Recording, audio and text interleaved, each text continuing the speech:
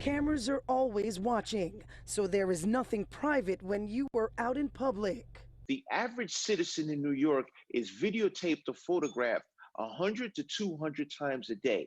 And we clearly understand that this is just a part of our reality. But the NYPD's facial recognition technology takes being on camera a step further. And exactly where the department's cameras are placed is raising concerns. A new study by Amnesty International shows more than 15,000 NYPD cameras are across neighborhoods of color in Manhattan, the Bronx, Brooklyn, highlighted in this map. In East New York alone, more than 570 cameras were found at intersections. The study suggesting the NYPD is using this technology to amplify racist policing. Daniel Schwartz, technology strategist for the New York Civil Liberties Union, says the study is incomplete, but does shed light on a serious issue. These facial recognition systems are deeply inaccurate, particularly when it comes to analyzing the faces of women and people of color.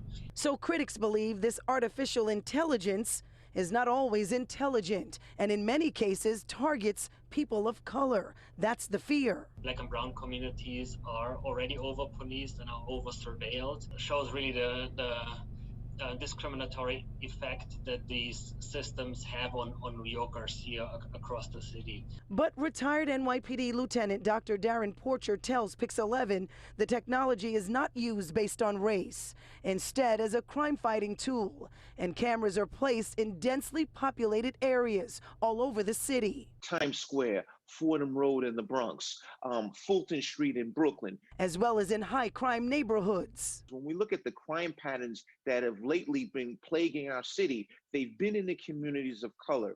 And now is the time for law enforcement to take a proactive and not a reactive stance.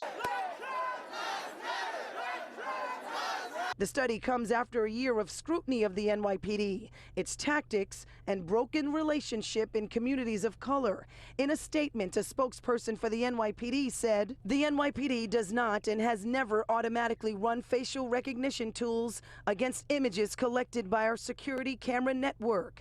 If and when any image is run from any source, it has to do with a specific image of a suspect or suspects related to the investigation of a particular crime. We asked New Yorkers to weigh in. They don't have it uptown. They don't have it in the Upper West Side. I'm pretty sure there's crime up there too, but you know, it's just the way it is. I don't know if they're using it properly. Hopefully they are.